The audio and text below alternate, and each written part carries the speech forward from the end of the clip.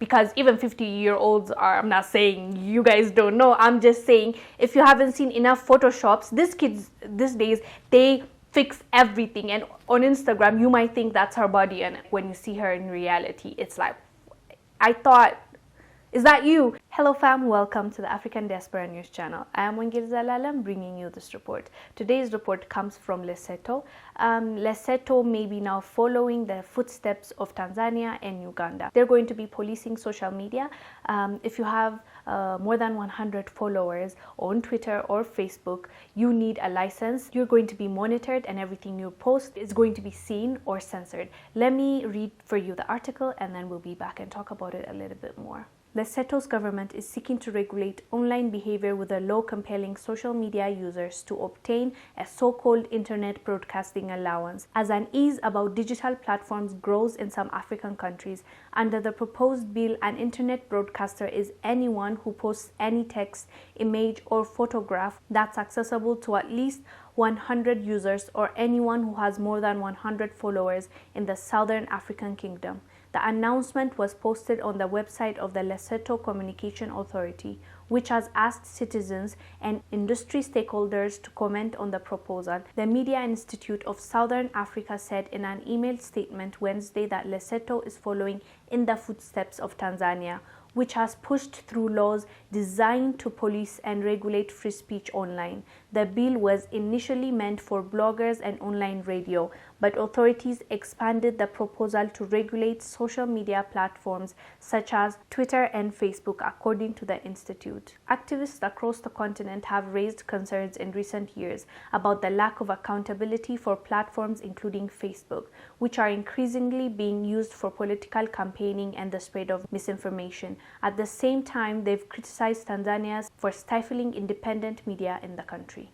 Like I said, Lesotho is not the first one to do this. Tanzania has done it. Uganda last month. I just did a report last month about Uganda asking social media influencers and everybody with a big following to come and register so that they can be monitored. And if they say anything that the government doesn't like, you know what's going to happen. So Lesotho, it looks like Lesotho's following the same footsteps, and this issue, whenever we raise it, I always have a concern, obviously, because free speech is a really important right that as human beings that we have, but also I know can cross the line of enticing violence and persuading people to do some things that obviously it should be illegal, and it is illegal already. But this one is different because they get to police what you comment, they get to police what you post online, and they get to see and hold you accountable in the court of law for something that as simple as maybe disagreeing with them, with the laws, with the policies, with the things that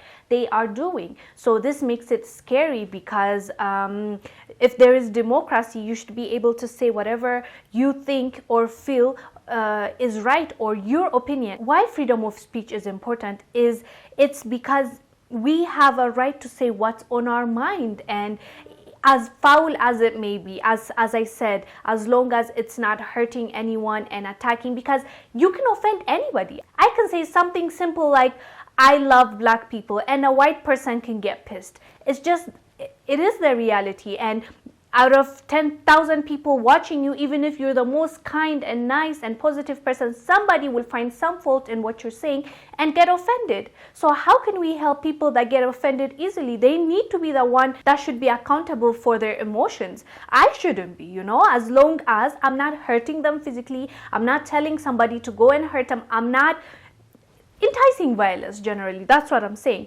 So these people, though, when it comes now to this context of you being policed by social media, it doesn't sit well with me, because they can choose anything. They can pick and point whatever they feel like and say you did something wrong and you will be held accountable. And like I just don't buy it. I just don't think the intention behind it is to make peace with everything like the way they're claiming. It's to silence their opposition. It's to create an environment where they're the only ones that are being heard, and their opinions, their wants are the ones that we need to follow through. We need to follow and think as the right one, the truthful one. And I can't agree with that. And already Facebook and Twitter and all these Instagrams are messing with how we see the world with their algorithms and shaping us in certain way and just feeding us a certain type of information. So now on top of that, our governments won't let us speak, won't let us say anything to our own followers. Lesotho is special. It's not a huge following. You don't have to be an influencer as long as you have 100 followers. It's like anybody will have 100 followers, because even your family members and your friends and your neighbors add them up, the people that you went to high school with, and that's 100 followers already. So what does that mean? That means I can't communicate with my family members on social media. I can't say, if I see an article, I'm like, whoa, I can't share it on my feed to my friends and people that are following me.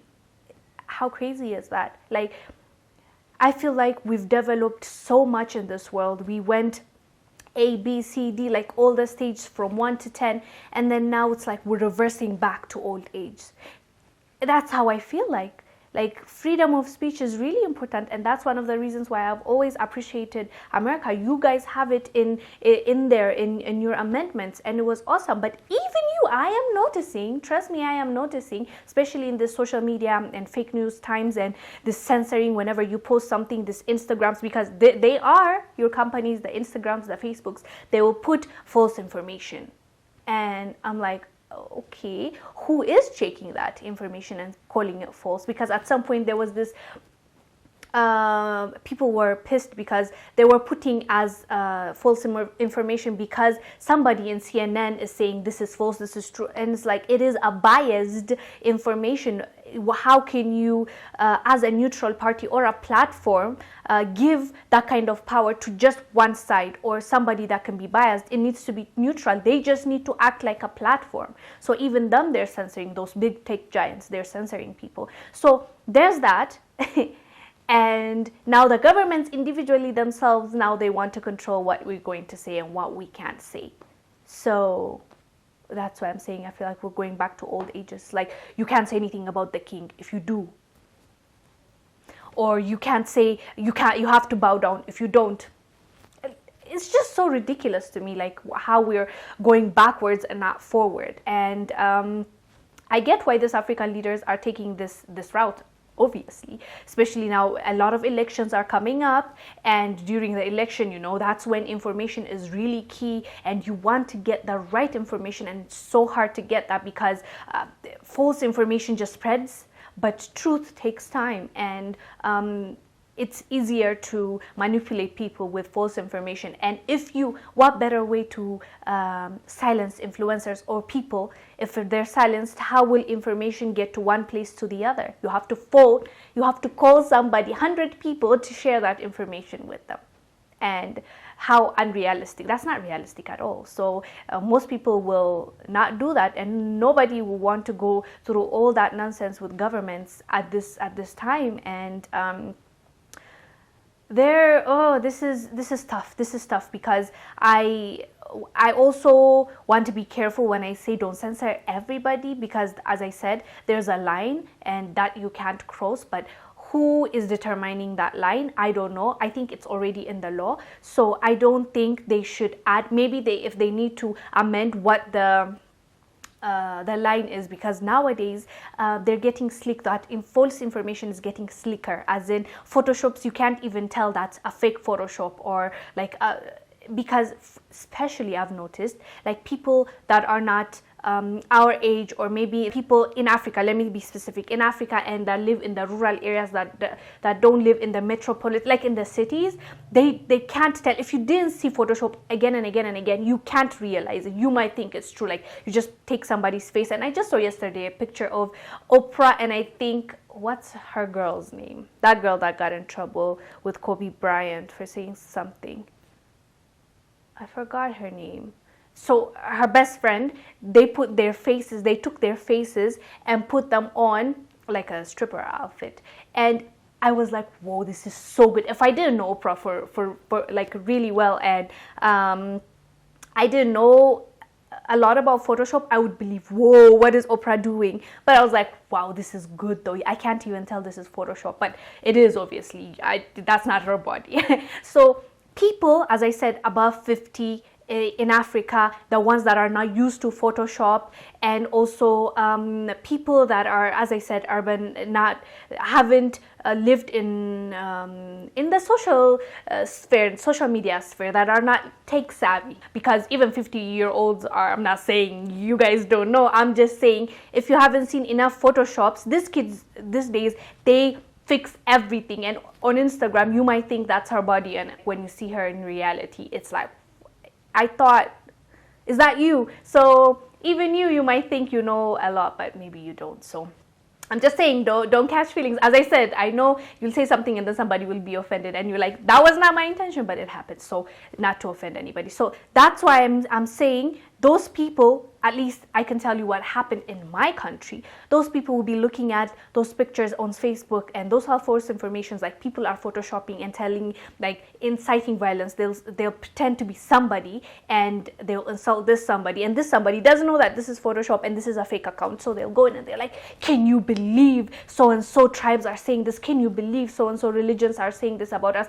And then they'll start saying something that it will be like a full-blown war between those communities. And that we saw, and that I feel like, yes, it needs to be stopped, but how do you now manage that, tracking down every Photoshop and stuff? Like, it's tricky, but it's clearly a bigger issue. So resources should be allocated to that, and governments need to allocate to those to those big issues and those people, and money, resources that is allocated. Maybe they need to come up with something better than silencing people.